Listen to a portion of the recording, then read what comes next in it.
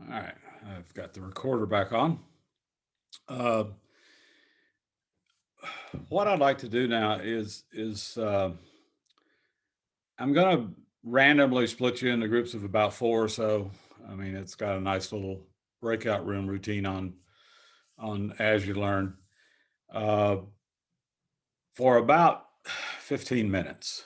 15 should be plenty. And what I'd like for you to do is to make sure that everybody in the group gets a chance to talk very briefly, because we're coming back to this over and over and over again. And it'll be one of your last papers, also reflections on leadership near the end, is this idea of within this framework of these leadership modes. And this is just one framework. There are others that essentially say very similar things, but use a different terminology. But within this framework of leadership modes, thinking about instructional, adaptive, and transformational. Uh, where are the areas? What's the area that? And some of you have already talked about it a little bit. What are the area that you feel strongest and weakest? Because that's kind of uh, where you have to uh, put some of your energies in those areas that you think weakest.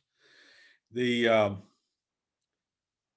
the theory to practice, that T2T thing, I think is a little device that they recommend a lot, and it's the review, reflect, refine sort of idea that the way in which you turn theory into practice is by implementing pieces of it and then reflecting and reviewing and refining as you go forward.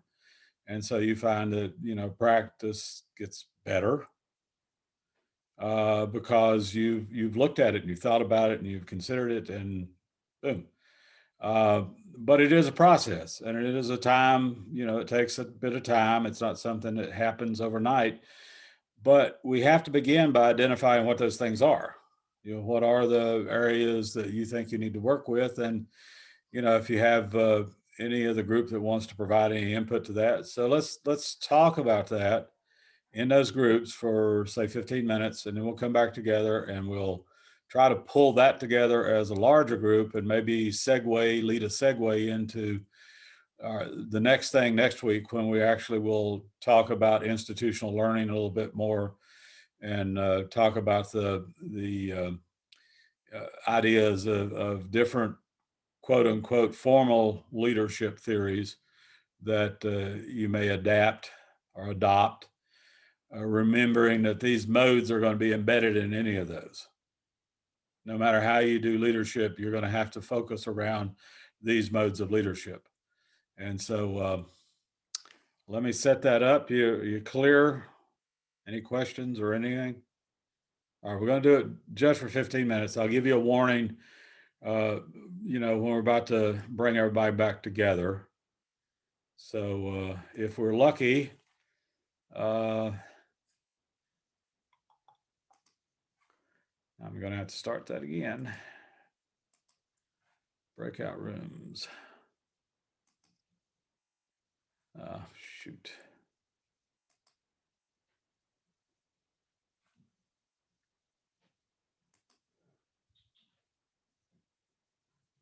Okay.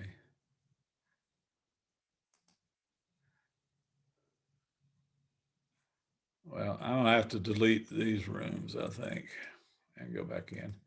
Evidently, if you don't assign people in them when you create a room, you have to delete it to add anybody back to it.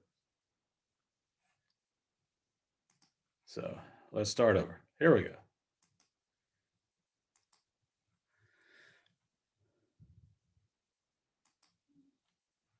Okay, you should be going away now, so I'll see you at 7:25.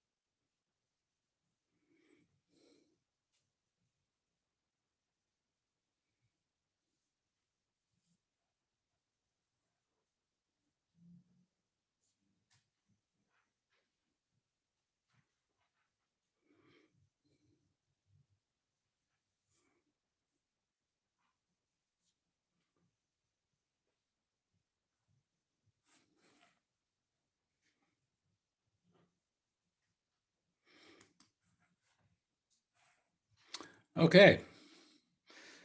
I get the sense I didn't give you enough time.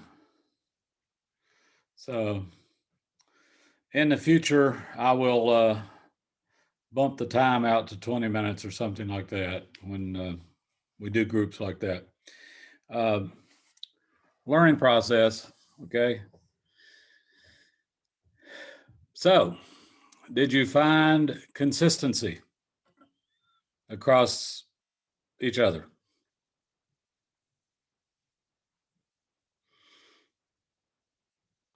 We really weren't exactly consistent because they've done a lot more of the transformational and stuff than I have, with me just being a classroom teacher. And then Rick had started a program in his school, and Anya is the media coordinator and she's responsible for a lot. So I was the only one that was like pretty much strictly instructional at this point and just learning the others. And so, yeah, we were a little more inconsistent, but it was nice to hear some of their experiences. Okay. Other thoughts from other folks?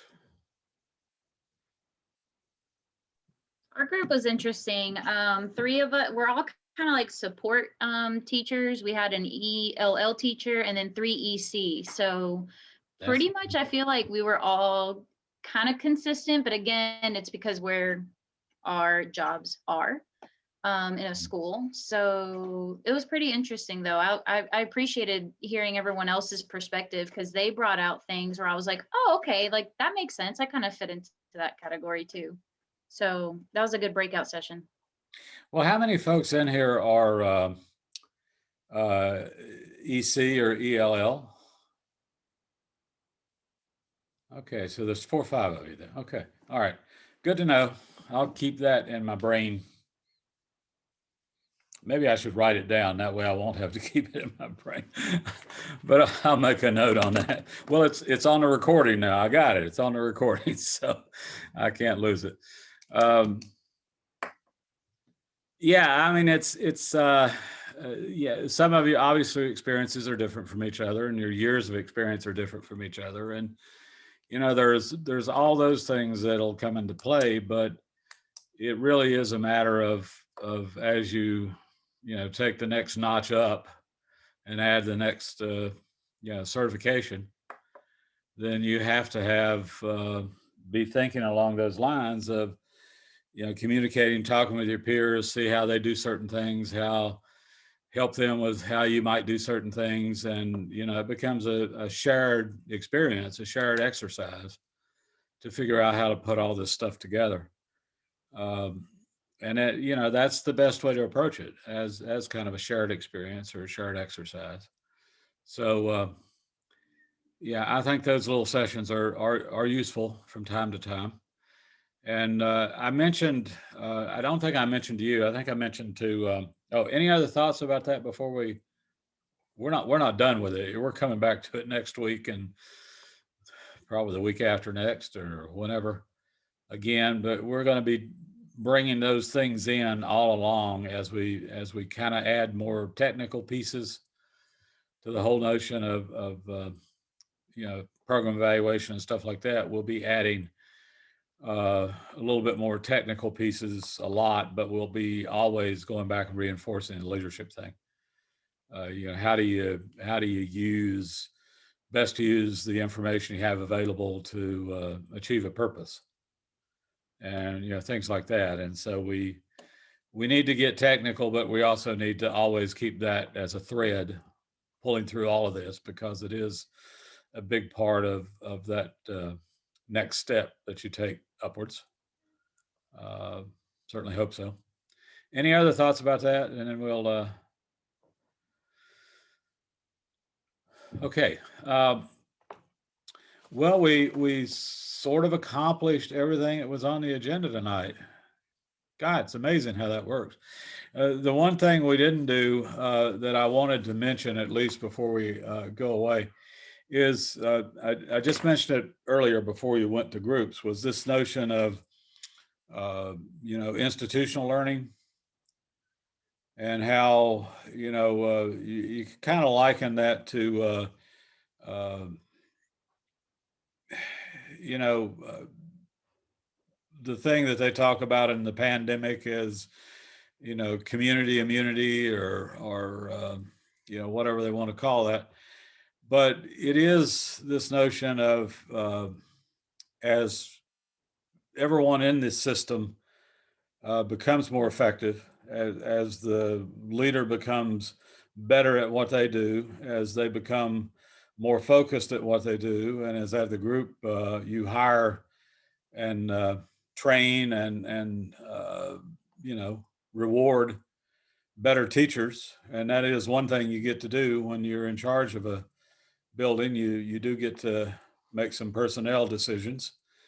You know, you find that you can grow that sort of community learning, that institutional learning, that certain things that become a part of the culture of the institution. And maybe thinking about this transformational notions or these adaptive notions becomes part of the culture. And then everybody, as you begin to talk about these things, they kind of take for granted that that's what we're doing. That's what everybody's doing. We're doing this sort of institutional learning model. But as individuals get stronger, you know, the institution gets stronger. And so that's part of this mission too, is to think about, you know, sort of the institutional learning that takes place when everybody in the mix gets a little bit better at what they're doing. The teachers get to be a little bit more effective, have a greater sense of efficacy, and the leaders get to be a little bit more effective and have a greater sense of purpose and direction. And, you know, pretty soon you find that the institution itself begins to get better. I had an experience a few years ago. The only story I'm going to tell you tonight, only war story. And I was working with a group that did school turnarounds, where we went into schools and you know, that were not doing well, and you know, were falling behind other schools, and we got a turnaround grant for them. You know, typically those were about $250,000 or $300,000 or so.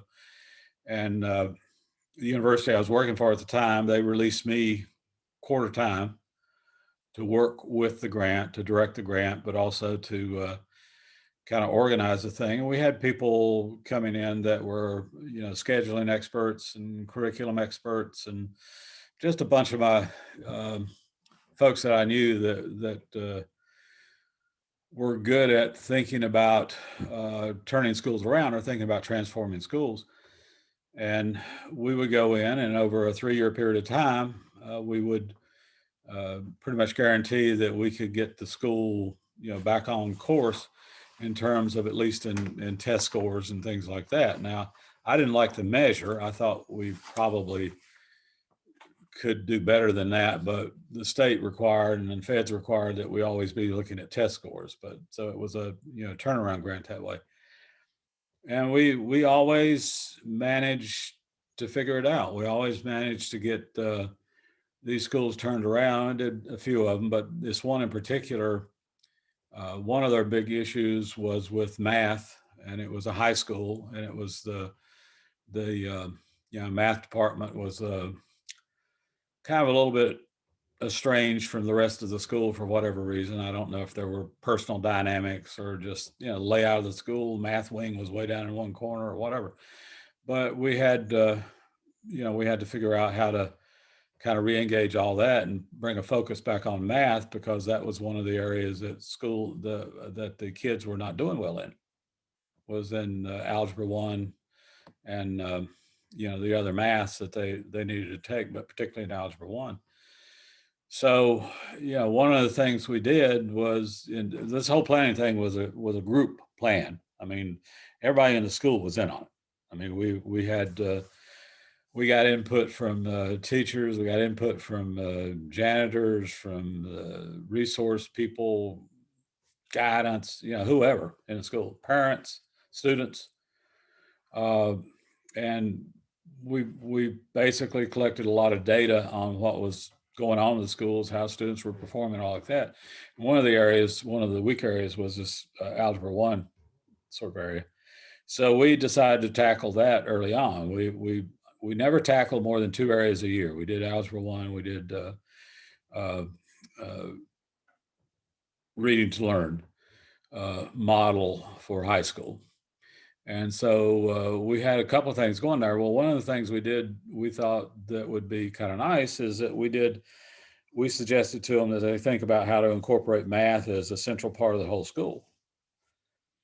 And so every term or every grading period, every 9 weeks, everybody in every class had to figure out some math assignment that the students in that class would do. Didn't matter whether it was English or whatever it was. Maybe it had to do with figuring out what 6 stones and 5 hands was or something like that, but it had to do with this notion of getting back to sort of math and a quantitative notion and things like that. And we bought these posters that we put up all over the halls, and we even, put posters up on the step treads, as you get the back of the steps as you go up and all that sort of stuff. And banners and they were all focused around math. They all had a math theme to them. And, it wasn't like hard math learning or anything like that. It was just math, how does math fit into the world? How does math fit into your daily lives? And pretty soon, by the next testing period, we had already seen an improvement in math scores, math tests. And by the end of the 3rd year, they were above math scores for the rest of the system. But you could walk in that building and everybody got real, they made a big deal out of it, and they had contests and things like that. But everybody got really excited about, that one math assignment they had to do each term and who did the most creative one. And they gave each other prizes and awards and things like that. And you would be amazed how much that did for morale within the school first, but for the profile of math in the building. And as they got to know these math teachers a little bit better and got to know, what was happening in the math program, they actually decided they kind of liked these people. And so, it really had an institutional learning component to it. And so they all became, kind of focused on, well, yeah, we all need to think about math a little bit. We all need to think about reading a little bit. We all need to think about those things. So that's the nature of institutional learning, that it can change the culture in a building. And not only the culture, but the baseline. What's the baseline in the building? So, but we'll talk a bit more about institutional learning next week, and also spend a bit more time going a little bit deeper into these learning modes. You might make sure that you've got that 2nd chapter kind of looked at, and then we'll talk about some of these other leadership models that are out there that are commonly called to bear in school leaders preparation, but we'll not spend too much time on those, but we'll at least mention them and highlight them and go from there. Then we'll get into the neat stuff. All right, we good? Any questions, thoughts, gripes, concerns, screams, whatever? Did you see that thing the other day? Somebody had created an online scream machine, and people would go online and turn on their mic and just scream. And this guy was collecting screams. And then he was going to, do some research with them or something like that. And it was already up to about 10,000 or 11,000 screams in less than a month. So, people could just, go online and scream. And so, yeah, I guess it seems to be touching a nerve. So, if, feel free to go outside and scream, whatever. I mean, good scream. I know there's a phone number that you can actually call. And The you scream can line, the scream line. Yeah, that's it. Yeah. That's the one. Yeah. The scream line. But he's actually collecting all those screams, and he's up to 10 or 11,000. I know there's a place in our area where you can go and throw glass plates against walls when you're frustrated. That's good. Yeah. Haven't done that yet, but I might. Yeah. It's one of those, it's one of those laws of nature, you know, it's that whole entropy thing. Everything falls apart. So eventually. My daughter does that, or she did it last week. She's pulling stuff out of the cabinets and she broke 2 of my bowls. So come to my house. Yeah, well, maybe she's feels better after that. You never know. She's 16 months, so maybe she does feel better. Yeah. She's finished. Boom. All right, guys. All right. Y'all have a good week. Get a little bit more reading in, and we'll see you next Monday. And hopefully we're supposed to have more snow Sunday, so maybe we'll get more snow and I'll be in a better mood even. Bye. Have a good week. All right, guys. Well, have a good week. Where's my leave button?